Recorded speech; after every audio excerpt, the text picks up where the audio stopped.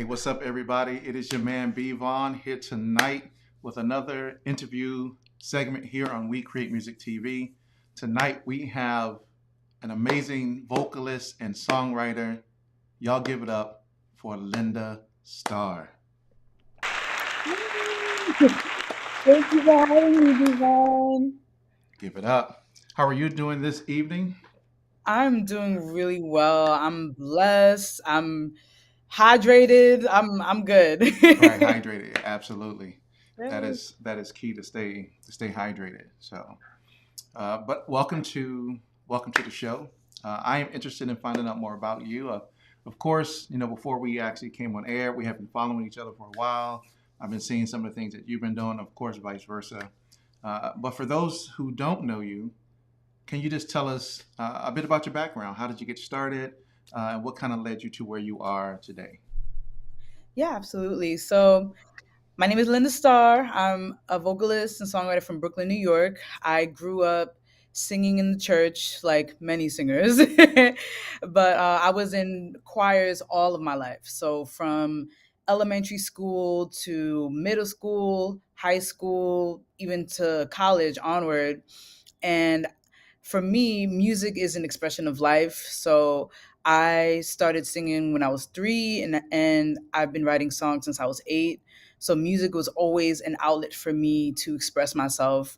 When I didn't have the words to speak, music filled that void. Music was able to convey what I wasn't able to convey normally in like normal conversations. And as far as my experience in different choirs, that really shaped my knowledge and my passion for harmony. Mm, So in my music, you can hear a lot of harmonization.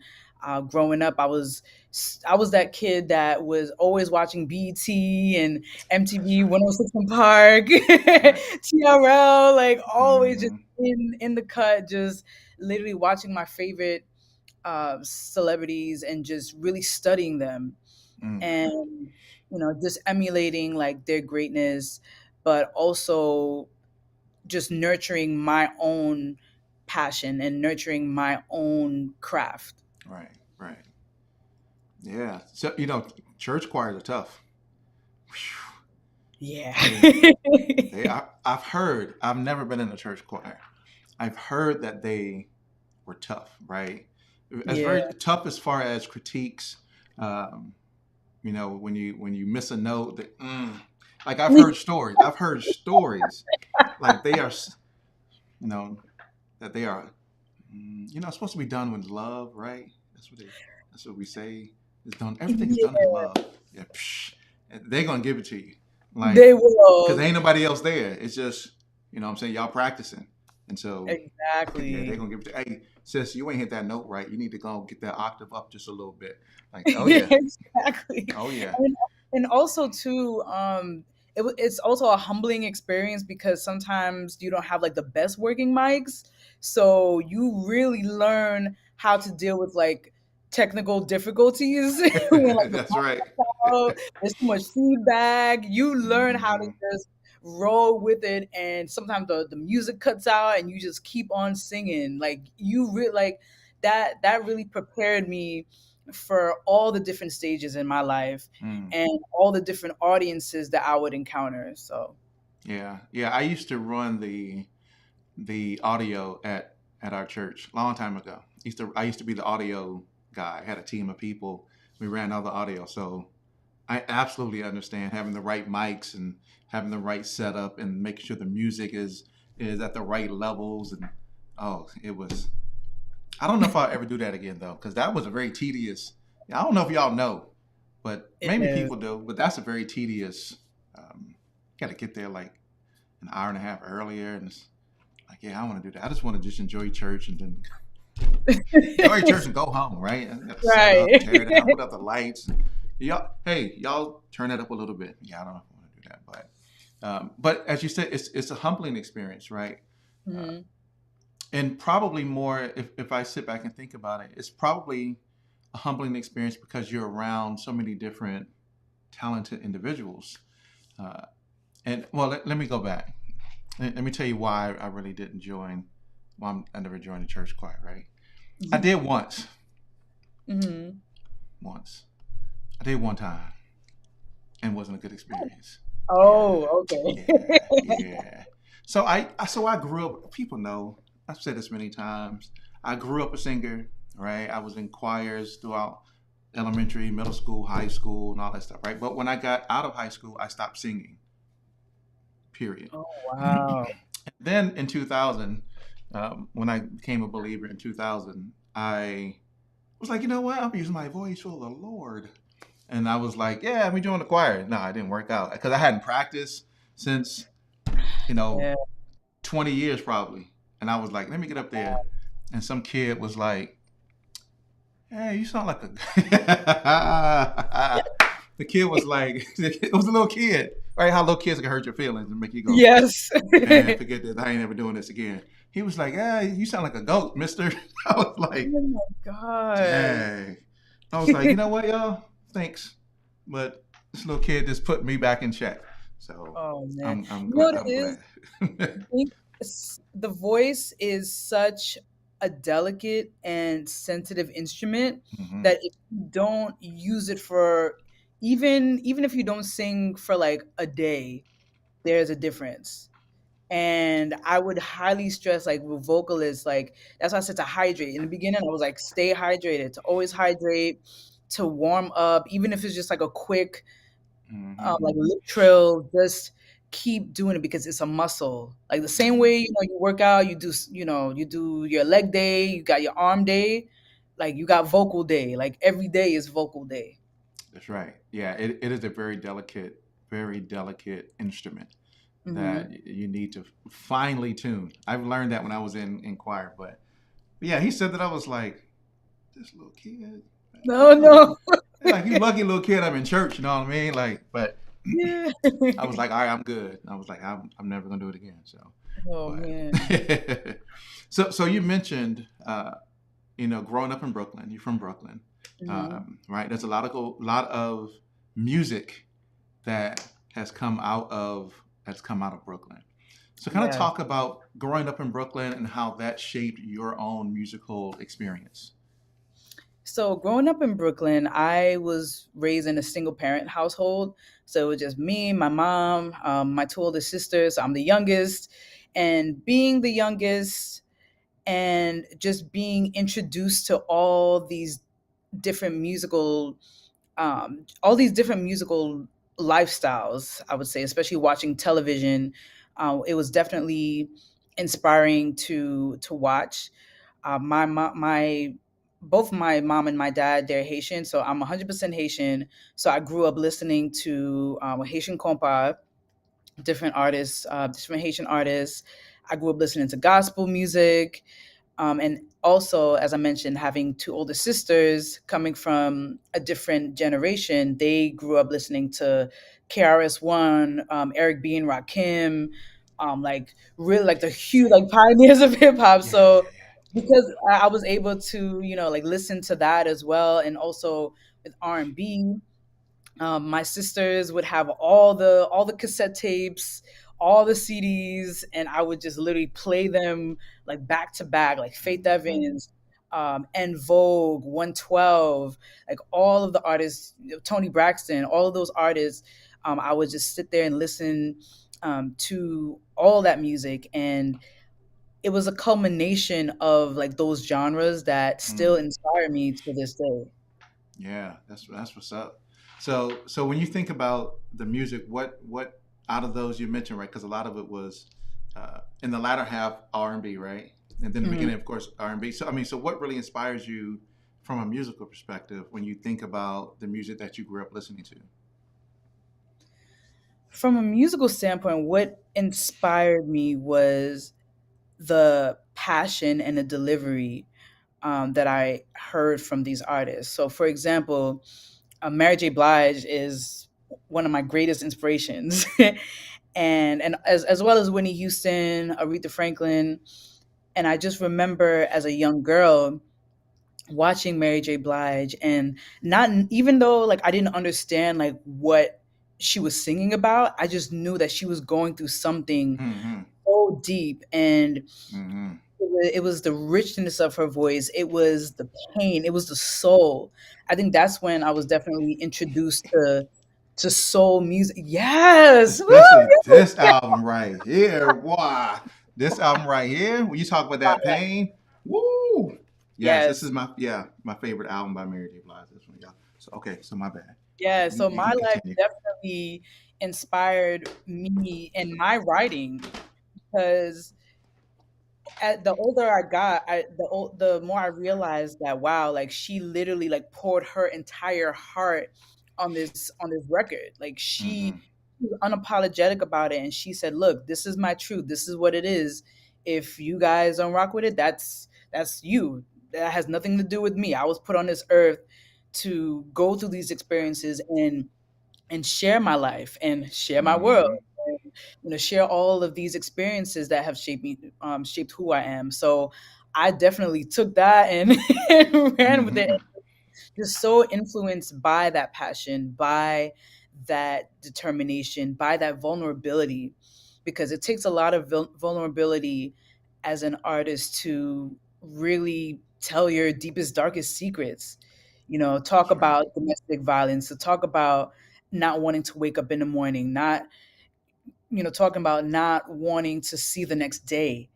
Not a lot of people carry that so much within themselves every single day, whether they have to go to their jobs or, they have to provide for their family and they have no one to talk to. And for me, music would allowed me to, get those feelings out. And watching my inspirations do that very same thing, that's where I was reminded about my purpose. Like, look, like if they can do it, I can do it too. Yeah, absolutely. Right. So that's my favorite album from Mary J. Blige, right there. Right. Everybody always, what's the 411? Yeah, okay. I mean, that was the first one. Everybody's always going to say that's a great. No, that's the best one, right? Because That it's like what you said. She really poured her essence into that album. So yeah. uh, so through your through what you were just speaking of, mm. you, I know, that are an advocate for mental health, self love, and well being. So speak on that a little bit. How'd you get involved in that, and what really sparked your advocacy for mental health? Yeah, so it was around 2017. I was, still living with my mom in the house, and I realized that as far as this career is not for everyone. It's definitely not for the weak, and you got to build like very thick skin. And a lot of times, as much as your family loves you, they don't really understand, this like what it takes to be an artist. A lot of times, the standard is, oh yeah, you either become a doctor or a lawyer, especially in Caribbean culture. Like you have to, Right. be all of that, the engineers, the doc, like the Hmm. police officer, everybody but music. It's like music is very foreign to a lot of people, so they didn't really understand like what went into me, going to the studio or like recording a demo, or like I sometimes, like my family, like if I was recording something like on the computer, it would be like, why are you singing so loud, or why are you doing this? But and that all of those experiences contributed to my mental health, because I learned that like I had to fend for myself a lot of times. I'm like, okay, Hmm. if you guys don't understand what I'm doing, I gotta go like so much harder. So I know that, especially now, the popular topic is like burnout. Right. So I experienced burnout from like since 2017. Like I was always going to different events, going to all these networking panels and all these different workshops, just trying to prove myself. Like, okay, Mm. if if you guys don't see the value in me doing music, I'm gonna just keep going. Like I'm gonna just continue showing up for myself. But it definitely led to moments of burnout, especially during the pandemic. um, I know a lot of people experienced a lot of, like hard times during the Hmm. pandemic. But the pandemic allowed me to slow down and realize, like, look, like all of these things that you're doing, like you got to sit back. You just have to take a step back and realize, like, what is the most, productive thing for you to do, because going to these panels all the time and meeting all these people, that is great, but how are you, how are you, like, monetizing that, like, Right. especially, in this business, it's all about relationships. So I had to kind of, pivot and say, like, okay, like I have all this time now for me to develop those relationships. Like, how can I, reach out to people, like ask them what they need, how I can be of service. And I also experienced some depression. I experienced a lot of depression because we also live in a culture where now, like, everything is instant gratification. It's Hmm. like, if you don't get it now, then you're never going to be it. And I learned, especially through therapy, that it's okay to not be okay. Like, it's okay to to take some time for yourself. Hmm. I know, especially in the Black community, the Black and Caribbean community, it's like mental health is just like, oh, like you're being emotional, you're being too emotional, or get over it, or like you could just pray it away. And Hmm. sometimes, Pray it away. yeah, like prayer and therapy, they're like the two joining forces of that can have contributed to why I'm still here right now. Mm. Because prayer and also doing the inner work within yourself to realize, like, what your triggers are, and Right. also Mm. like learning to, like, shift your perspective on different things. It really changes you, and it allows you to grow. So that's why That's right. I'm a huge advocate for mental health, especially mental health for women, because I know, I've known people who have experienced, like, postpartum depression, who've experienced anxiety. There's a lot of anxiety, especially with independent artists, because we're always trying to get to the next thing. But and also hustle culture.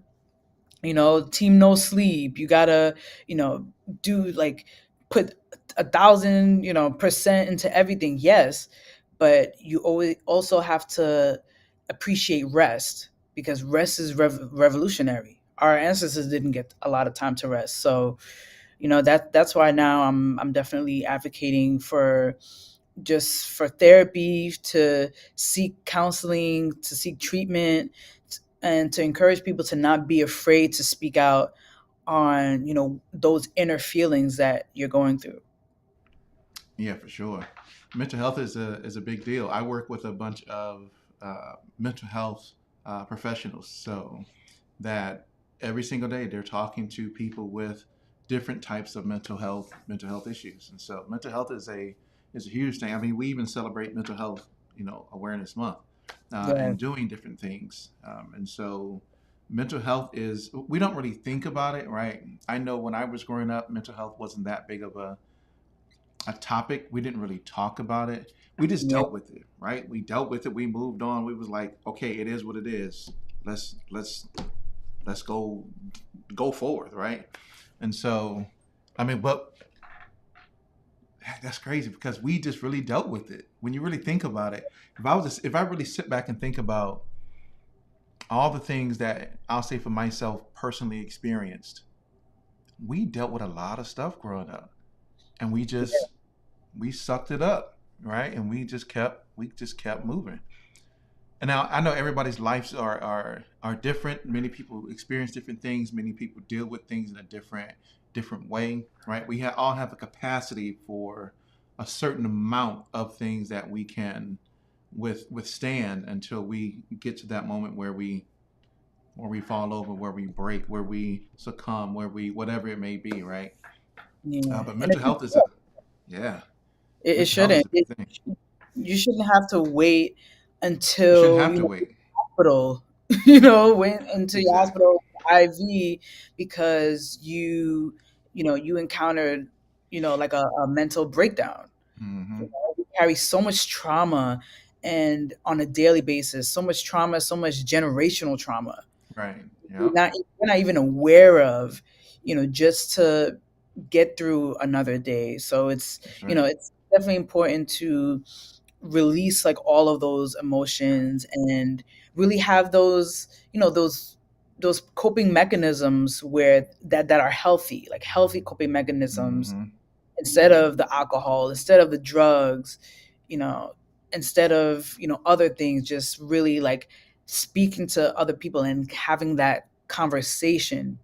And Mm-hmm. also journaling too, because some of the ways that I've, managed, my mental health, is through self-care. And journaling is one thing for me because I have all these thoughts in my head, like Mm-hmm. all these things that I'm worried about. But then once I get them to paper, it's like I literally see like my feelings on paper, and it's from Mm. journaling to poetry to songwriting.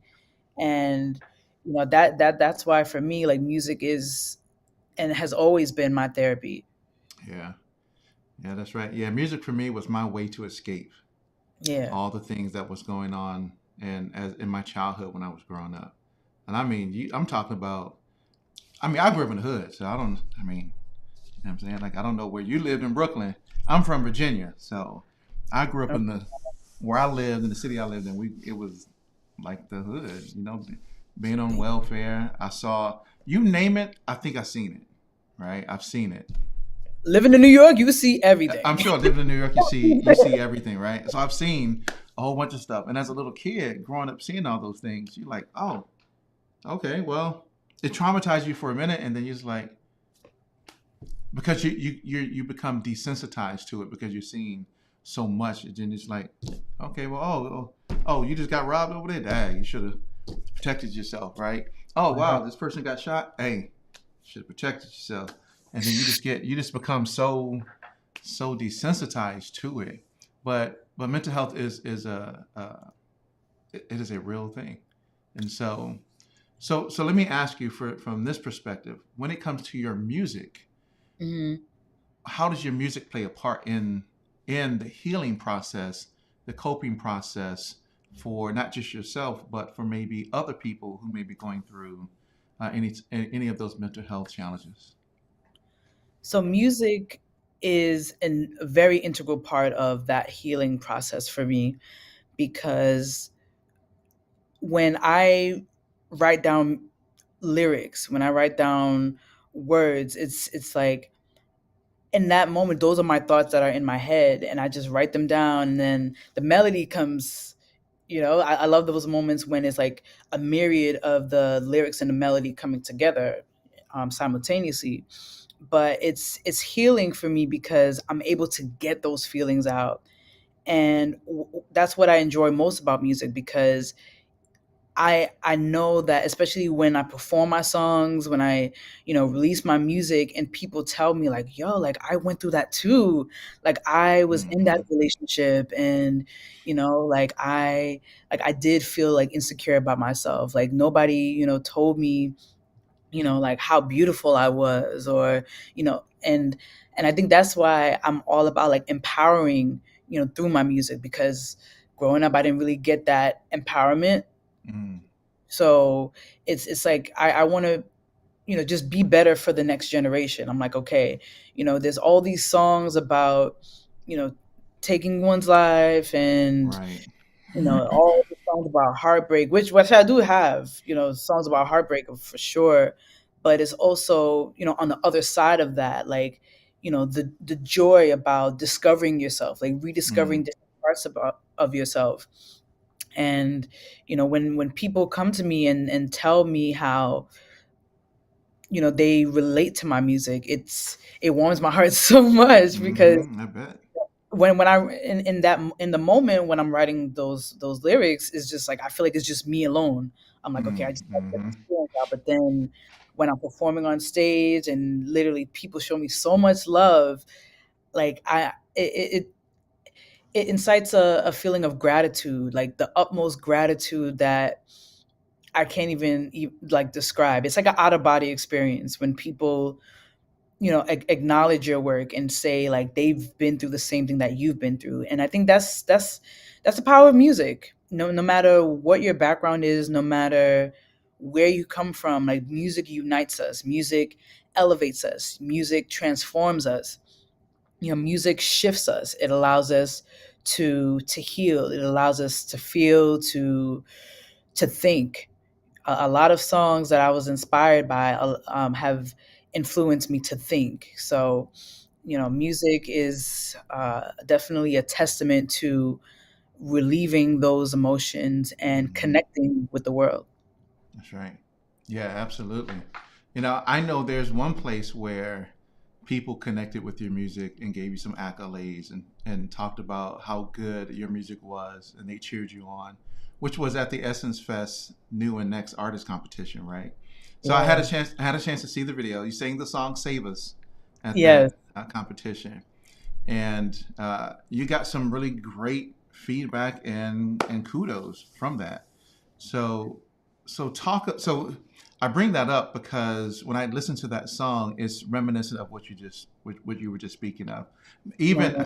I don't know who the judges were, but there was a judge named Sheila that was there that said something about, yeah. When I think about that song, she was talking about the melody and hearing the melody and being able just she said when I leave here, or she said when she leaves here, she was going to do something that she had that melody in her head, save us. Yeah. Um, so kind of to segue a little bit, talk about your experience with the Essence Fest New and Next Artist Competition. Like, how did that come about, and then how did you end up being the winner of that competition?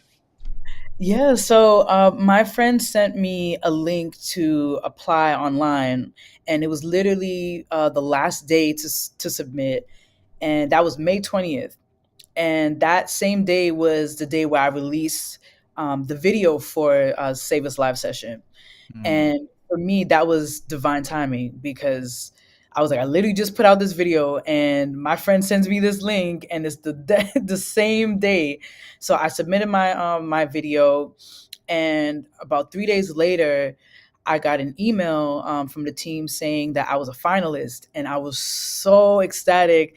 And literally, I had to figure out what I was gonna do, like where I was gonna stay, my right. flight and everything. But everything fell into place. Mm, The getting the days leading up to the Essence Festival, I had all the different rehearsals, and it was a full circle moment because I had worked the Essence Festival in 2013, and I remember literally like looking at the different stages, at the center stage and at the Superdome, like, wow, like I can definitely see myself there like one day.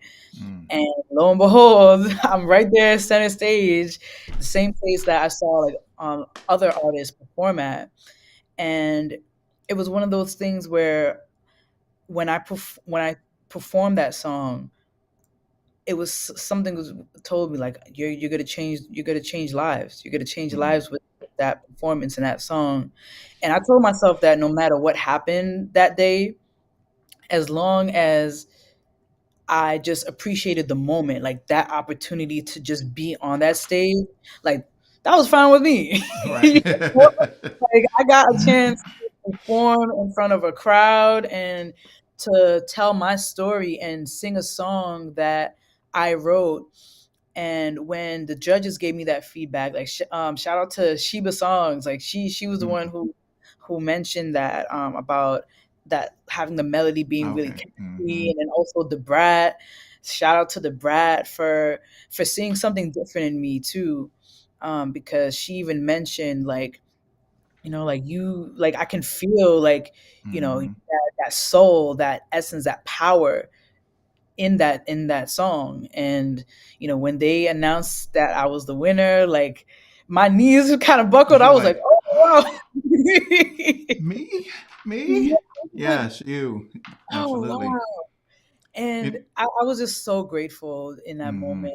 And just everything that led up to that moment, I just felt that it was the Lord like shining on me, like, look, like Mm, you got this.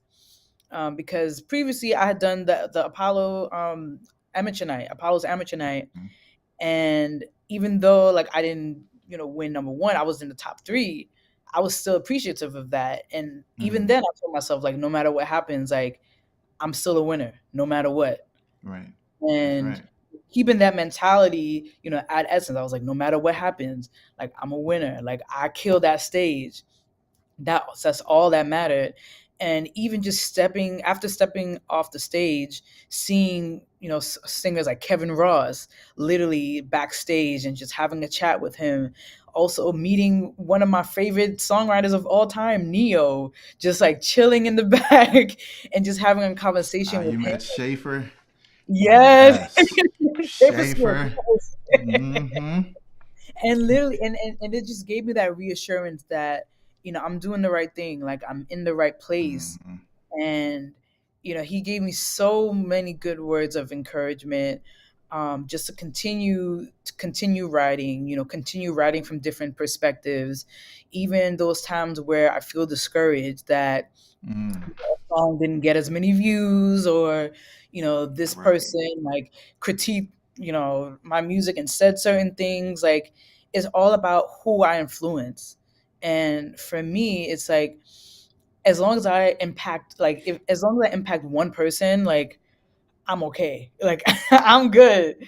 Right. But I definitely want to influence the world, and sell out stadiums, and Mm-hmm. go on tour, and perform at different venues all across the globe, and have that feeling of people singing my music back to me. What? Right. Like Right. SWV and Escape, like they sung all over, like South Africa, Mm-hmm. Australia, and if they, like I said before, like if they can do it, like I can do it as well. That's right. That's right. That's right. If they can do it, you can do it as well. That's right. You know what I find interesting about the Essence Festival video and competition that you were in. I think you were you the let me make sure I get this right. Were you the last performer? Yes, I was the Yeah, last. that's what I thought. I was like, it's the last performer because I think it was Rossi. Was that Rossi? Yeah, Roxy. Roxy, Yep. Shout out Roxy to Roxy. Diaz. Yeah. And That was so another. after you sang and they gave you the feedback, they were like, "All right, let's bring everybody else back up." I was like, "Wait, that's she was the last one," and it's like everybody else did their thing, and then I hear you come, and then you sang your song. They were like, "Yeah, her right there." Exactly. Yeah. Yes. I was, and I talk about divine timing, and literally being last. I'm always saying, like, save the best for last.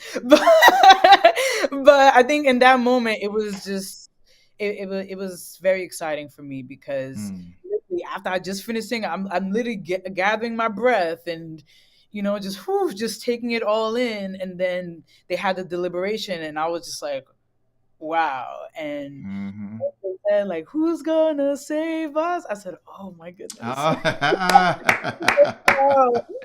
I was just so grateful, so grateful. Yeah, that's Everybody awesome. did a great job, and I'm just happy that the judges saw something different in me, and it's a Mm-hmm. testament to the work that I've put in all these years. Like, literally That's all right. those panels that I went to, all those Mm-hmm. seminars, and just learning that information, and also still always having that determination to never give up. Because there were Mm-hmm. times where I was just like, should I even be doing music anymore? Like, Mm.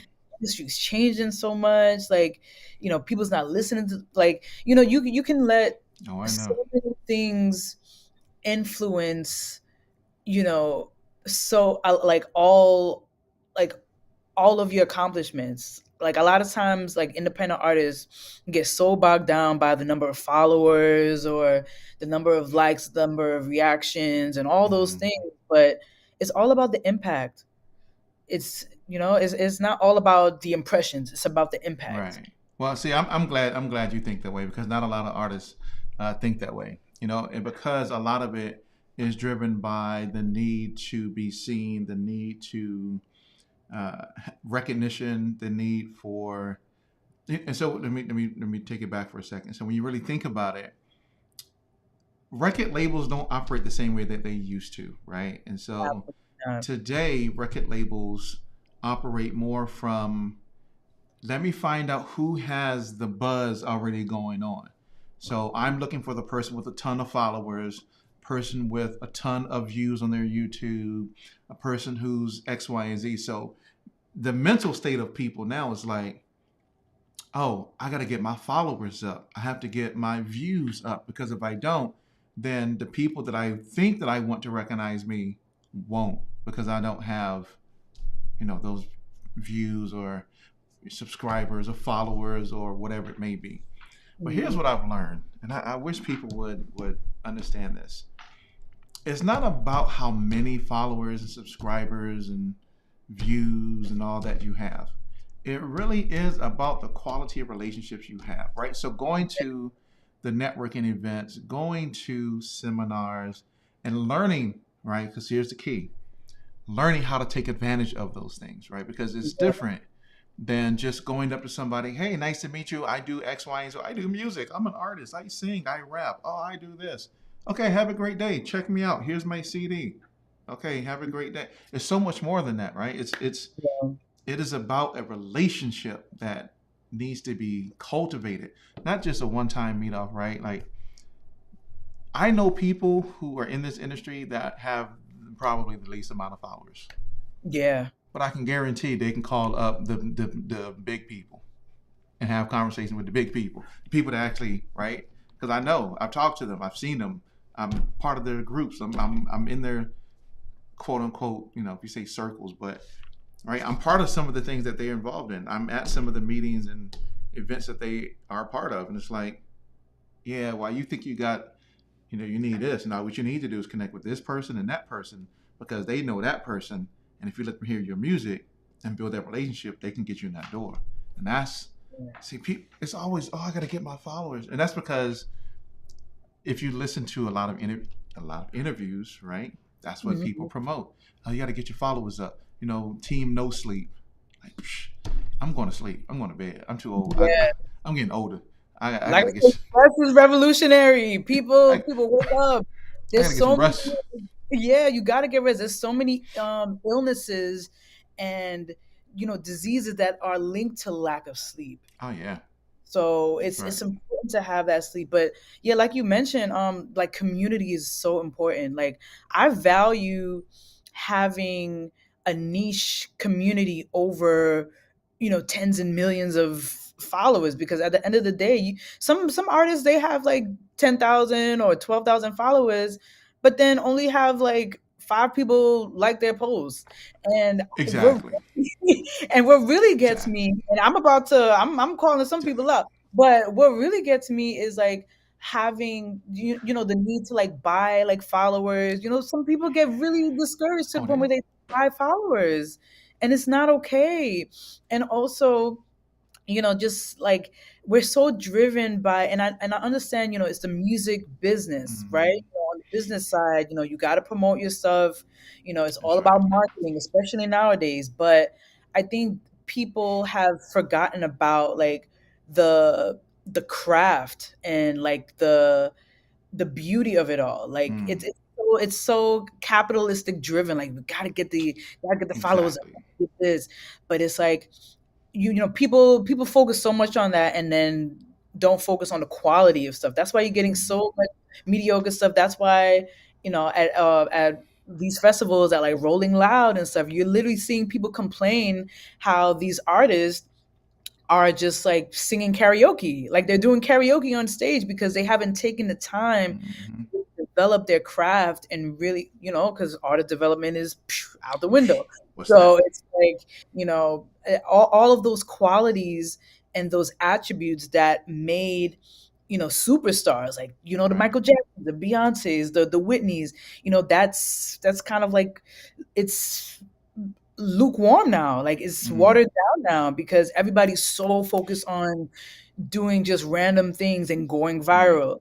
Like what I learned is going viral is not a marketing strategy. I don't know what it is, but going viral or trying to go viral is not a marketing That's strategy. right. It's all about, doing the right thing at the right time. But for me, especially now that we have platforms like TikTok and all of that stuff, it's just being authentic. I think if you're authentic with who Exactly. you are and like what you create, there's no limit to, where your career can go. And Exactly. there's so much mediocrity right now in the music industry, and I feel like and there's so many like conflicting things, which is why like I even on Twitter I was saying Hmm. like industry is in shambles because we're focused on the wrong things. We're focused so much on, you know, only like if you have 10,000 subscribers, like that's when you can make money. What about when if you have 1,000 followers? Like people also don't acknowledge the milestones. It's Hmm. like because we're so consumed by like all the, you know, numerical values, you know, people don't even appreciate when they reach 100 streams or 1,000 streams. Like that's huge.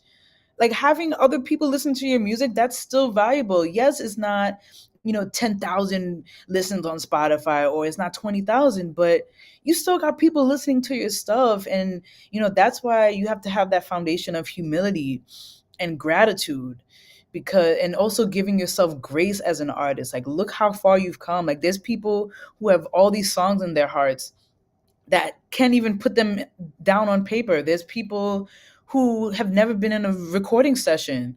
Like there's so many people who have all these different ideas but are just too afraid to do those things. And meanwhile, we don't appreciate the milestones, you know, like on the way. Like we don't Right. appreciate it at all. Because I got to get the bag, and that's Yeah. that's all I'm concerned about is getting the bag. Right. That's a get the Yeah. bag. But I would rather have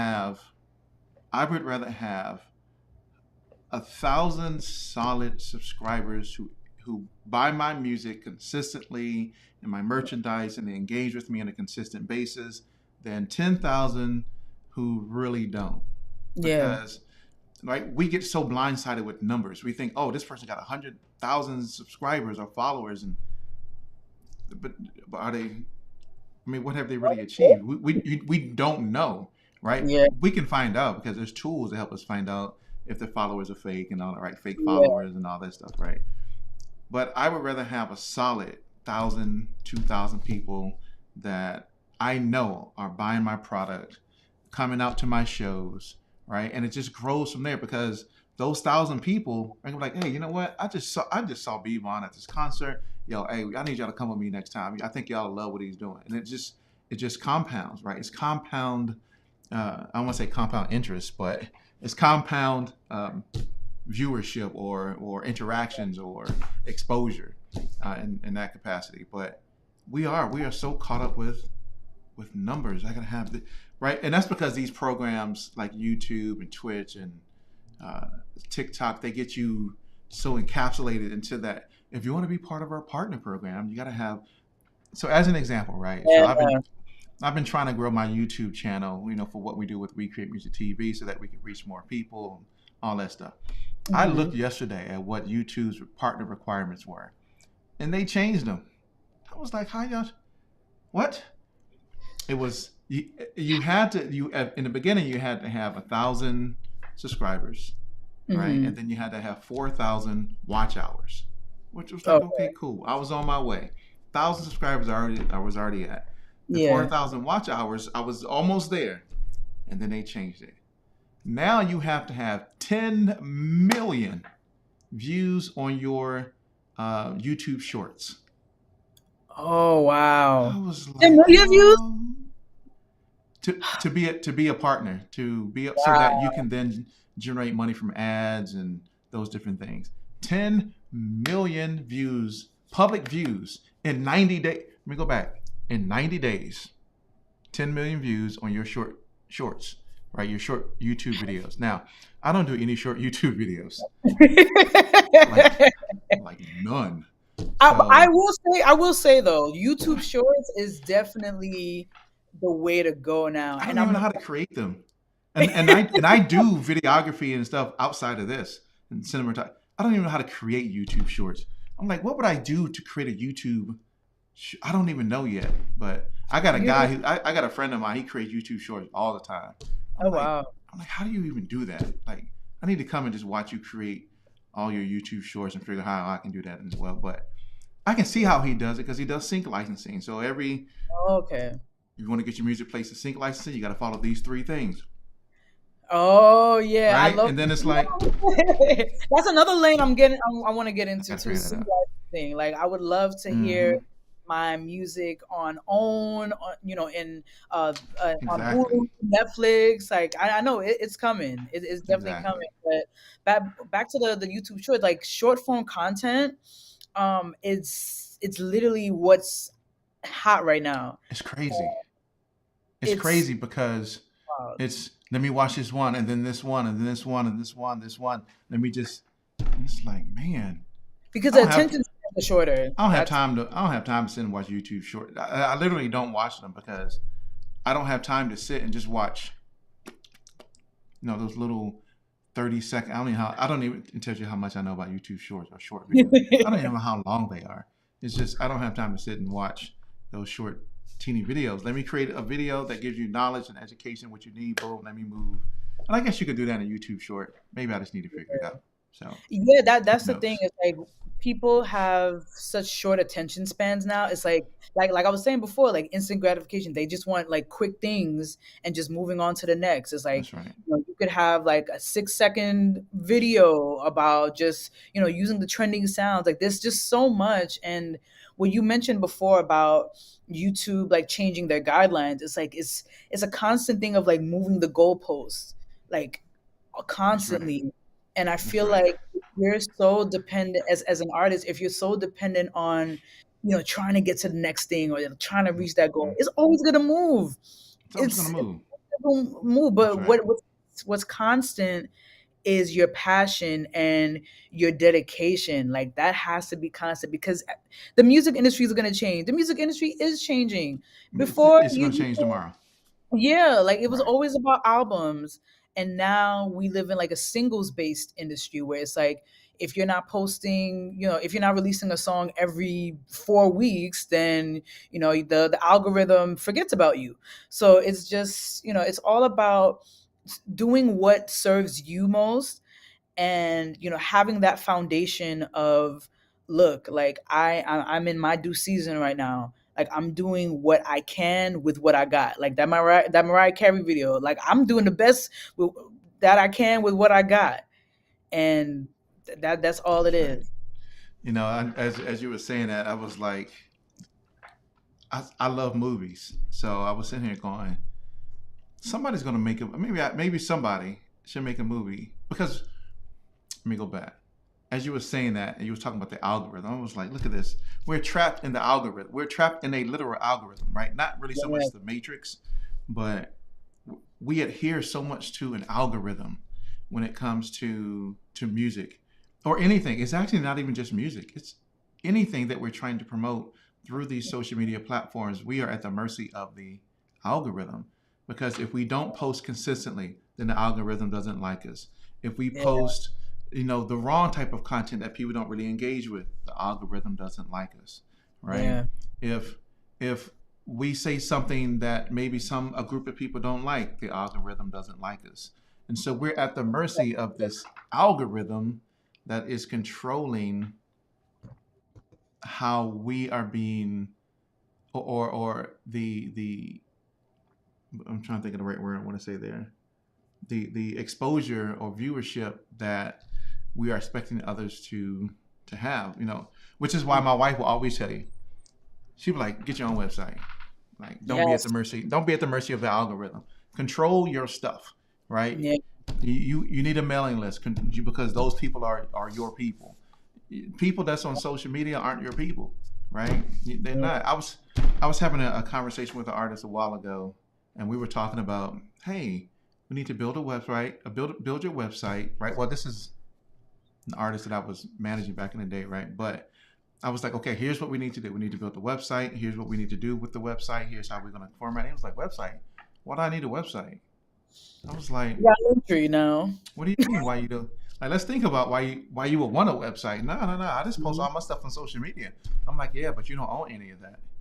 Yeah, So YouTube, Instagram, Twitter, all these can go bye tomorrow. How you going to reach your audience? yeah, You know what I mean? Like, if you don't have those things today, now think about we didn't have those back in the I say back in the day, right? I don't know how old I don't know how old Miss Starr is, but I know back in the day we ain't had that, right? We didn't have no internet, and so we had to do things in a different way. We traveled, we went to the cities, we performed. Right, there were things that we did. We didn't post on. Right, there was no MySpace before that. Right, there was a day Yeah, yeah. when MySpace didn't I'm exist. a millennial. We had the Right, nice. right, so right. There was a day when MySpace didn't exist. Right, Yeah. so how'd you? I remember that. So how'd you get your music out there? And that's what people CDs. don't. Selling. I had a. That's right. I had a friend who said, when it comes to marketing, he said it's old school rules with new school tools. Is that what he said? Yeah, that's so New school good. tools or old school. I gotta go. Dang, Jeff, what was that? I feel like it It, was old school rules, rules with new new school school tools. tools. I think Yeah, so. I yeah, think that so. But yeah, we had to hustle. yeah. Yeah, none of this. I'm just gonna post some picture of myself. Just nah, player. Like we had to like work. We Yeah, had to and I work. think as far as like performance wise, I think that's why you see a lot of artists like they don't have like that perform like the ability to like sustain themselves and perform anymore. Like even like all the rappers, like they literally like I don't know how they did their training, but like they now artists, hip hop artists now, like they will be out of breath if they had to sing, LL Cool J's like, "Mama Said Knock You Out." Like they will be knocked out by like the Right. second line, and I think that's why what's lost is the craft and the The passion, showmanship. Yeah. the showmanship, the Yeah. The musicianship. musicianship. Yes. Musicianship is It lost is. because technology is so it's so accessible to us now. Like we can make a beat in our rooms and post a song like the next day. And I think as far as musicianship, like I studied music theory, so I know about part writing, I know about vocal arrangements, and all of those tools now are accessible like online, literally. So, but I think for And me it's now, AI. and in AI, I'm scared about AI now. Right. AI can write your whole song for you. I have a story about that. I think Troy Taylor talked about that, but he was saying what AI will never get to replicate is the soul and like the passion Mm-hmm. that comes from writing a song. And that's why I That's right. appreciate Troy Taylor so much. Like I would love to meet him. He's like my uncle I in met music. him. I met Oh him. my god. Mm-hmm. He's amazing. But yeah, literally when he mentioned that like about I was like, it's scary, but I think the real consumers of music, the real listeners of music will know the difference, and they That's right. will appreciate the art. Like it's great that we have all this new technology like AI and like virtual reality. I worked for a virtual reality company Okay. years ago, but I think what's always constant is the passion. I think no That's right. matter what technology is developed, what song will be created through these robots, they will never be able to replicate or duplicate the the the journey. They won't be Right. able to replicate the journey of it all. That's right. Yeah. It's amazing to watch what's happening with AI, but it's just the fact that people are. I can see that people are scared about what's happening with AI. Oh, AI is about. Oh, they can write a whole song for you now. They can put out a whole album without. Yeah, they probably could. Like they AI can do a whole bunch of things if you program it to do it. It's a computer Yeah, based system. It can do whatever you program it to do. Now, if it you know awakens and becomes self aware like Skynet, then oh no. that's a different thing, right? That's what Elon Musk is about to do. Oh Watch, gosh. y'all think he's playing? Elon Musk is the builder of yeah, yeah. Just watch what happens in the next couple of years. It may not be called Cyberdyne Systems, but it's going to be called something else. And Yeah. AI, I'm just saying. But Oh, no matter what AI is able to do, it will never replicate the humanism when it comes to music or writing or the emotional aspect of it, because computers and robots don't have that side to them. Right? I mean, yeah, it's a program. You type, it executes whatever you want it to do, right? And so that's what a program does. And so, but wow, we've been talking about a lot. I still got a whole bunch of questions in here, and we've oh we're man. We're at 56 minutes, and I still got a bunch of questions that I Oh, want to okay. So I ask. guess we'll be like fire round questions. Okay. How did you know that this is what you wanted to do? How did you know that music was it? That defining moment for you that said, "This is what I want to do for the rest of my life." I would say the defining moment for me was in high school during my winter concert. It was the day that my grandmother passed away, was the same day as as the winter concert, and I was doing a solo that day, and literally at school, I don't even know how I still managed to make it to school, but I went to school that day, and I was just super down, just just having the loss of my grandmother, but I just knew that her spirit and her support for me was always going to be there. So when I did my solo, literally like I felt a presence like come over me, and it was like she was right there in the front row, because she always came to my shows and my dance concerts. She would always be there supporting me and cheering me on. And in that moment, like after I sang, like that vocally, like I just felt transformed. And that night I got a standing ovation from all of my peers and staff and students. And that was the moment I was like, okay, like if I can do this now, like Mm, I can see myself doing this for the rest of my life. mm. Yeah, everybody has that defining moment, and it's always just curious to know when that happens for each person, because it could be, as in your scenario, right, that your grandmother had just passed, but you're still going to school, you still have to perform, and those emotions, and missing your grandmother, and it's like, oh gosh, so many things are happening, and so Yeah. now And I you left say, okay, it all on the stage. I left it all on the all stage. on the stage. That's right. And so you knew at that moment, that's what I want to do. This Yep. is this is it. That's right. Um, and I think everybody has one of those, especially when it comes. And I'll say in this case for you, from a musical perspective, uh, right? I've never had one of those. That's probably why I don't still sing today, because I never had a defining moment when I was like, that's what I'm gonna. I'm do that. Right? It was like, oh, I loved it. But after that kid said what he said, I was like, yeah, that's it. But then Forget also seeing like it. people like tears running down people's faces. Mm-hmm. I was like, okay, like there's Mm-hmm. nothing else that brings me as much joy, as singing, as music. That's right.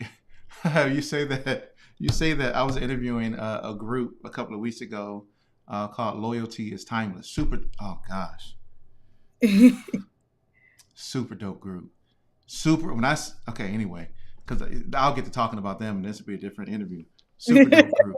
But I was talking to them, and one of the members of the group said that one of their relatives indicated that when they're at their shows and they see people crying and, oh no, this is awesome, they say that they catch the rapper ghost, right? Like the Holy Oh, Ghost, wow. but they get the rapper ghost, so they get the singer ghost at your shows, right? That's the phrase they use.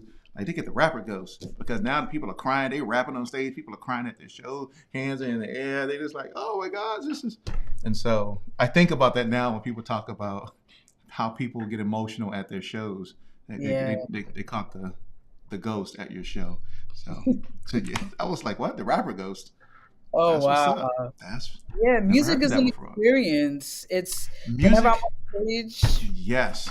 Yeah. Music is an experience. It is any music will get you through so much. I can guarantee you, if I talk about certain songs, you can remember where you were and what was going on at that moment with that song. You're like, oh, I was going through this, or I was at this, or I was with this person or that person, or doing this particular activity. Like music can touch people in ways that brings out the emotions that people can have within themselves, or take even back to a particular part Yeah. of your life that you may have been like, oh, I never even thought about that until you brought that particular song up. Like, wow, we just have that connection with music. Yeah. So yes, Music is yes, fellowship.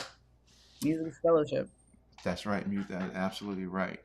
So So for you, Linda, what are the three biggest things that you wish you knew before you got into music? The three biggest things that I wish I Hmm. knew before getting into music, I think the first thing would be that people may not always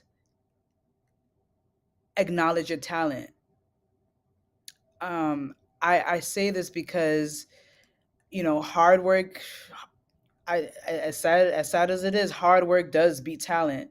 And that's why you see a lot of artists who are not as talented, but, their work ethic is a little bit stronger. So I wish I knew that but I feel like along the way I kind of realized like hard work and talent is like a two powerful forces. But I would say the second thing is to always show grace, always show grace, and to give myself grace, because before I was so discouraged and literally, I was really just bogged down about, you know, figuring out whether I should, go the songwriting route mainly, or like go the artistry route.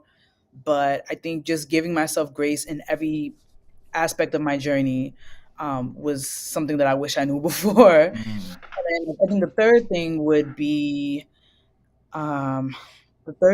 be to just stick with stick with the craft, stick with the craft. um because at one point it was all about getting the followers and getting the numbers up, and I kind of lost it. And then also, a part of the authenticity was left too, because I was trying to do something that wasn't that didn't align with me necessarily. Mm. And and I saw the results of that, so that's why I had to just take it back and just just stay true to the craft, and also remain authentic in everything that you do. Mm. That's right. Absolutely. I like asking that question because I know a lot of times people really haven't thought about it, but it really makes a big difference in how you approach your musical career, as far as realizing those things that you probably could have known and how that may have impacted your journey today, right? And so, we all have those different things. Like you mentioned, having grace with yourself. A lot of times people don't, you know, and a lot Mhm. of times people just they don't give themselves room uh, to make mistakes. They don't give themselves rooms to fail. Uh, and they really, who is our worst critics? Ourselves. Oh, And yeah. so when things don't go the way that we think they should, we beat ourselves up. And then a lot of that, especially when we set goals that we think are, um, I'll say goals that we think we're really in control of, but sometimes we're not in control of those goals. And so then when we don't meet those goals, we really beat ourselves up over them. And then that leads to, as you indicated earlier, should I even do this anymore? Like, this is what I truly want to do, because things aren't happening in the time frame that I think they should be happening in. And honestly, we don't know what time frame they're supposed to happen. They're supposed to happen in. It's you just keep doing what you're supposed to do, and a door will open. A door. I look. Let me tell you the story before we end. A door will open. So Yes. there's this guy that I know, right? In Chicago, um, and he is an independent artist, Mhm. and has been doing his independent artist thing for a long time, like a long time. But he's made the connections that he needed to make. He's met the people he needed to make, and built and cultivated the relationships, and did all the things that he was supposed to do. Right? He may not have gotten all the views that he needed to get in the very beginning, and all those different things. Uh, but this is a guy who has talent and hard work, and so when he has both, as you were saying that earlier, I was like, yeah, you can work hard at sucking. You know what I'm saying? But like, you can, if you can trash and you work hard, you just trash that worked hard. I'm just saying, Yeah. right? But This guy has both talent and hard work. And I've Yeah. watched him ever since I've heard about him and watched him. I've seen this, I've seen what he's been doing, and he's been out there hustling. He makes short videos, right? He makes all these TikTok short videos, and he's Mhm. out there doing all these different things, right? So he's figured out, along with his partner, who also is the owner of the record label, or co-owner of the record label. I've seen them put in work, and I mean, it's work, work, work, and understanding and spending money and doing all these different things. And they never had a major label back them. It's just been them two doing whatever they've been doing. So, I like that. and they've been busting their tail, and I mean busting. Oh my gosh! So a couple of weeks ago we had the Grammys, right? That was a couple of Mhm. weeks ago. I'm sitting here watching the Grammys, and I see them walk across, stop, take the pictures at the Grammys. Just like bam, my man got on the red jacket, the red velvet jacket. Oh, wow. She got on the crown halo thing up on here, and I'm just like, look at y'all two, look at y'all two, Oh, and they've wow. worked, and and they've gotten so much publicity. They were, I think they were crowned the best dress at the Grammys. They killed Matt. So shout out to Matt B and Angela Benson. Y'all know that's they know that's what I'm talking about. Wow. I've seen these two, and I've had them both on the show, and they busted their tails.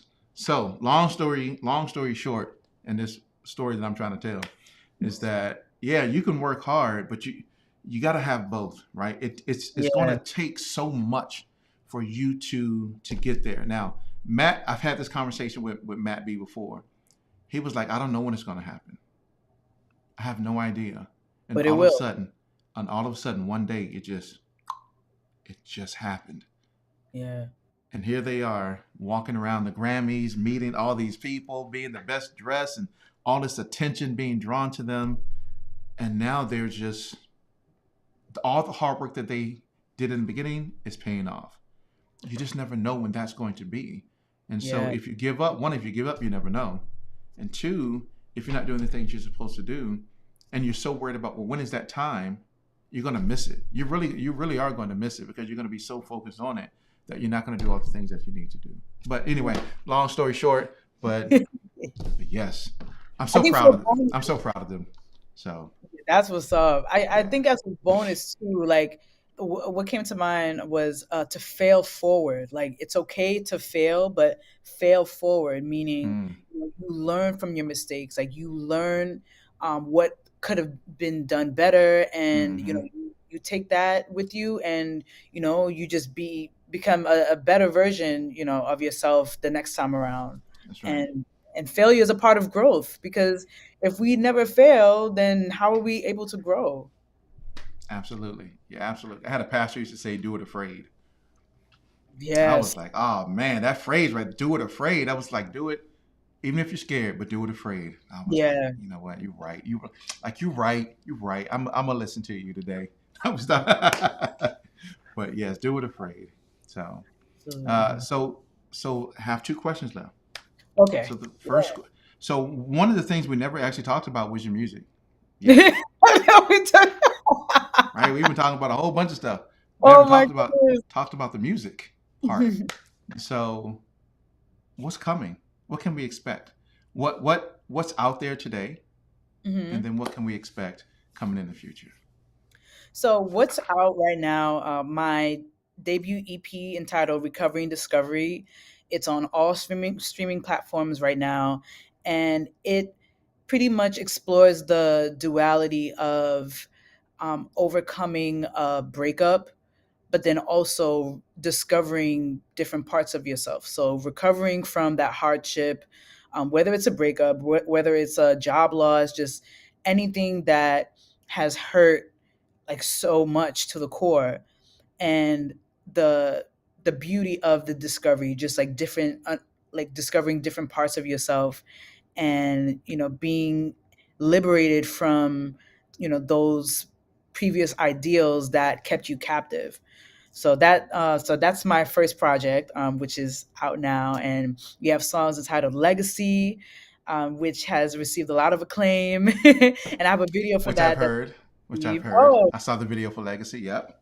thank you. Yep. Yes, Steam, which is I would say like a favorite, a cult favorite, Mm. because Mm-hmm. one of those.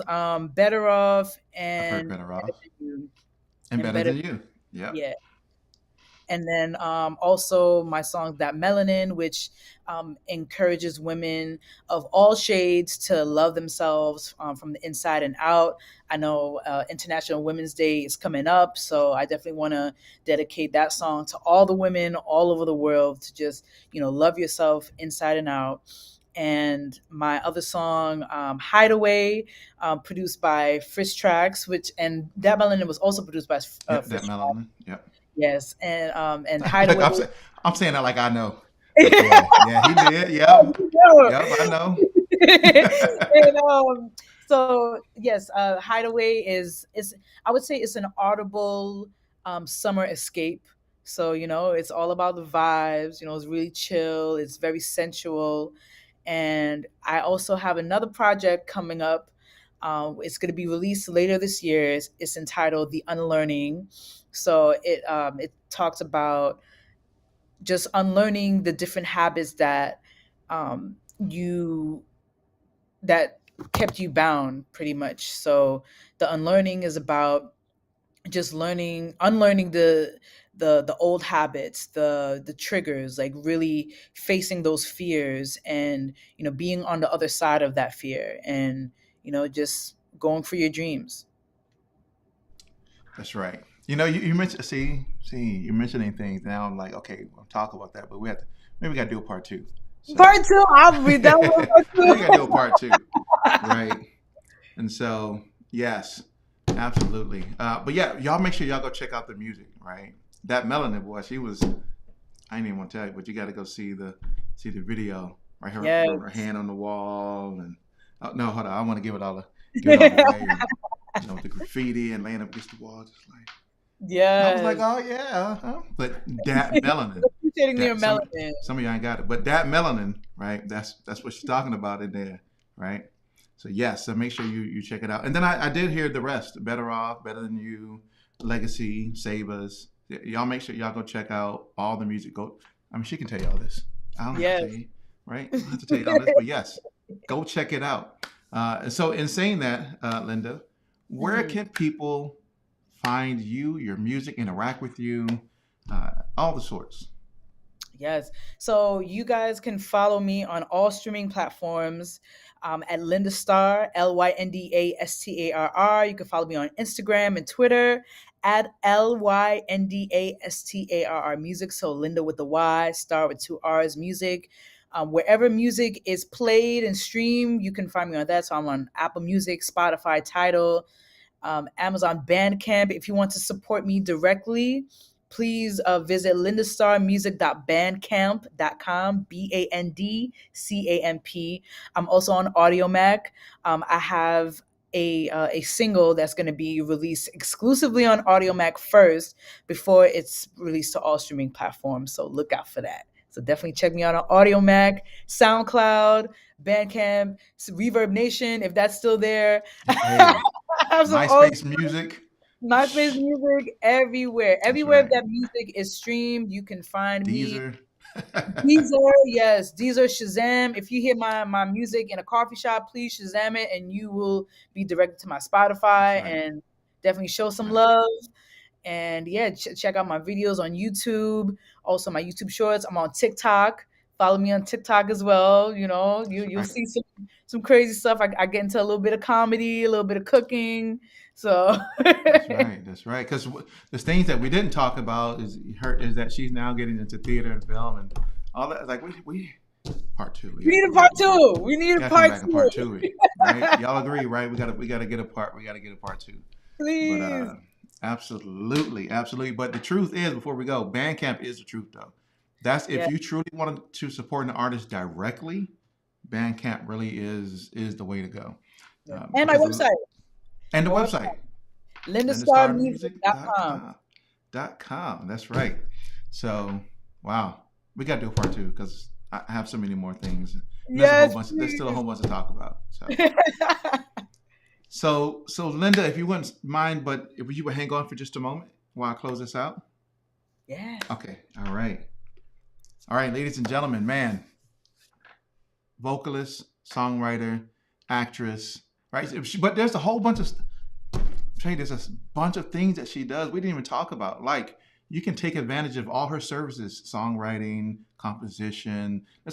Through gig masters. You want her to come perform at your bar mitzvah or shows or whatever. Gig masters. She's on there. Like there's so much we didn't even get into. Y'all know how I do. I sometimes just talk about a bunch of stuff. I guess I don't know, but I thought it was a great interview. I know it was. It's enjoyable having Lynda on here tonight. So, ladies and gentlemen, make sure you subscribe to the channel. Make sure, once again, that you go watch all the other videos that we have up here that helps you to be the best that you can be in this music business, this music industry. Thanks very much for tuning in once again. And, you know, I've 2.5 years, 3 years of doing this. I never came up with an ending as of yet, but peace.